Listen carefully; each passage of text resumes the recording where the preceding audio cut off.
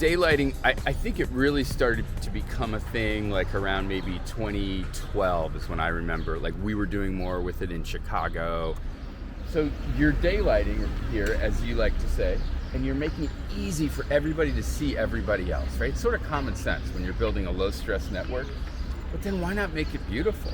I think what we're seeing is that in city after city, they are expanding their toolbox to make their streets safer. So whatever it means, it could be daylighting around corners, it could be bollards, it could be speed bumps, it could be red light cameras, it could be speed cameras. We have to use all of the tools in our toolbox to make our streets safe for people and especially our most vulnerable pedestrians.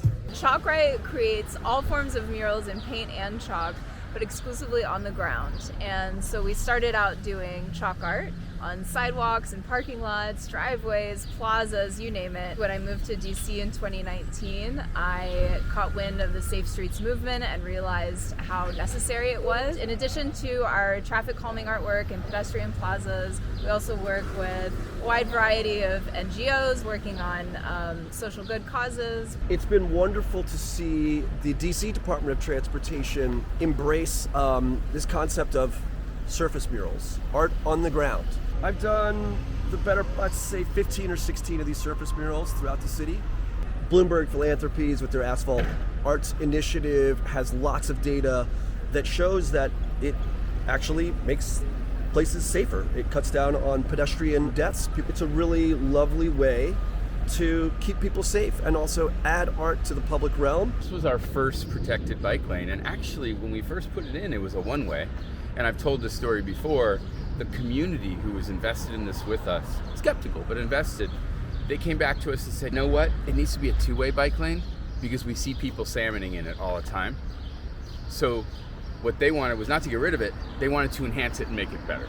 And I think what you see here today is enhancing it to make it even better and better and better. We are in DuPont Circle of Washington, D.C., which is a historic neighborhood for several reasons, and especially beautiful historic architecture. We wanted to still weave the art in with the neighborhood in a beautiful, cohesive way, and in a way that still catches the attention of drivers. So it was a really interesting creative challenge. And at this intersection, every single corner has several daylighting elements. So we've just painted inside of pre-existing curb extensions that all help shorten the crossings and add visibility to drivers. So this fan here is taken from this iconic photo of Dorsey Swann holding a very elaborate lacy fan, and so we wanted to work that in. So this mural here, produced by Luther Wright, is titled Jazz Cats, and each of the segments here represent a different element of the jazz scene and culture and music in Washington, D.C. Also, it's bright and eye-catching, so it solves the problem of how do we make people pay attention in cruising around these intersections, taking lefts, taking right, how do we get pedestrians to be a little bit more aware, and this type of mural kind of captures all of that. These flex posts slow down traffic and keep them out of the pedestrian walkways by bumping out this area so cars will not drive here. The reality is the drivers want to do the right thing. They don't want to hurt anybody. They want to be able to see, and so it's better for the drivers. The parking is actually more organized.